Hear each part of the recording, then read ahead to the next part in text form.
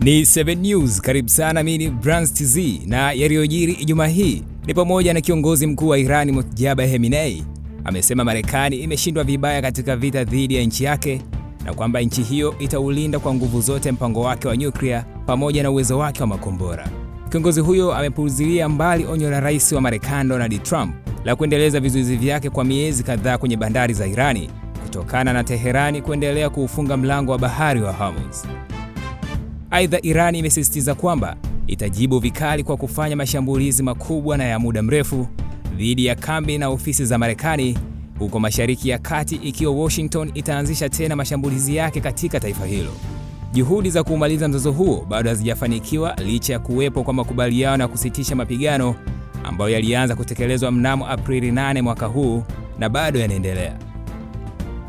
Katika kujilinda na mashambulizi ya awamu ya pili, Irani imejiweka tayari na mifumo yake ya ulinzi. Imeripotiwa kwamba Irani imewasha mifumo yake ya ulinzi katika anga wakati Trump akikabiliwa na kikomo cha muda kutoka bungeni. Mifumo ya ulinzi ya anga ya Irani imewekwa katika hali ya tahadhari ili kukabiliana na ndege pamoja na droni za Marekani, huku ikulu ya Marekani ikiashiria kwamba haitazuiliwa na muda wa mwisho uliowekwa na bunge la nchi hiyo la Congress kuhusu vita vya Irani ambao utafikia mwisho leo Ijumaa usiku.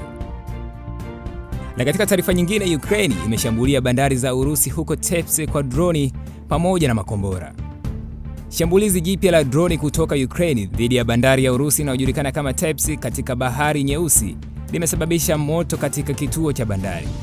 Hilo ni shambulizi la 4 katika kipindi cha wiki moja kwa mujibu wa maafisa wa eneo hilo. Bandari ya Tepse, hususan kituo chake cha mafuta, imekuwa ikilengwa mara kwa mara na Ukraine.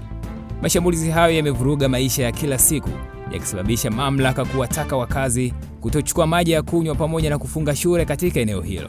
Ukraine imeongeza mashambulizi ndani ya Urusi katika wiki za hivi karibuni, ikilenga viwanda vya kusafisha mafuta, maghala na bandari. Lengo ni kudhoofisha chanzo kikuu cha fedha cha Moscow kwa ajili ya vita nchini Ukraine, hasa wakati huu ambapo bei za mafuta duniani zimepanda kutokana na vita vya Irani.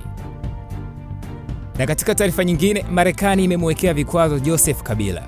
Marekani imemwekea vikwazo rais wa zamani wa Jamhuri ya Kidemokrasia ya Kongo Joseph Kabila kwa madai ya kwamba ana uhusiano na waasi wa M23 wanaotajwa kuungwa mkono na Rwanda. Taarifa hiyo imetolewa muda mfupi uliopita na waziri wa fedha wa Marekani Scott Bessent. Waziri huyo amesema kwamba utawala wa Rais Trump umetengeneza njia ya kupatikana kwa amani nchini Kongo na kwamba wale wote wanaoendelea kuchochea vita watawajibishwa vikali.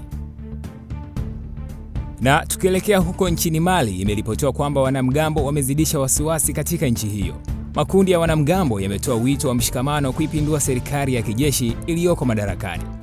Hali nchini Mali imeendelea kuwa na wasiwasi kufuatia mashambulizi makubwa yaliyofanywa na makundi ya itikadi kali. Jana Alhamis, makundi hayo yalitoa wito wa mshikamano wa kuipindua serikali ya kijeshi iliyoko madarakani, huku wakiweka vizuizi vya kuelekea mji mkuu wa Bamako. Jana pia yalifanyika mashambulizi makubwa ya anga ya muungano wa kijeshi ya kupambana na makundi ya itikadi kali. Na katika habari za michezo, imeripotiwa kwamba Infantino atawania urais wa FIFA kwa muhula wa 4. Rais wa FIFA Gianni Infantino amethibitisha kuwa anapanga tena kugombea urais kwa muhula wa 4 ili kuendelea kuliongoza shirikisho la soka duniani. Infantino alitoa tangazo hilo mwishoni mwa mkutano wa FIFA uliofanyika jana mjini Vancouver, Canada. Uchaguzi wa FIFA utafanyika Machi 18 nchini Morocco, taifa ambalo litakuwa mwenyeji mwenza wa mashindano ya kombe la dunia mwaka 2030. Infantino ambaye ni raia wa Italia na Uswizi ameiongoza FIFA tangu mwaka 2016 baada ya kuchukua nafasi ya Sepp Blatter na alichaguliwa bila kupingwa mwaka 2019 hadi mwaka 2023. Wakati wa uongozi wake, Infantino amepanua mashindano ya FIFA ikiwemo kuongeza idadi ya timu zinazoshiriki kombe la dunia, lakini pia amekosolewa kwa masuala kadhaa ikiwa ni pamoja na bei za tiketi za kombe la dunia mwaka huu 2026 huko katika mataifa ya Mexico, Canada na Marekani. Wakati huo rais huyo ametangaza ni rasmi sasa Irani itarejea katika mashindano ya kombe la dunia mwaka 2026 baada ya kujiondoa kutokana na migogoro ya kivita kati ya Marekani na Israeli dhidi ya Irani. Kwa taarifa nyingi zaidi zinazogonga vichwa vya habari duniani, tembelea ukurasa wetu wa YouTube.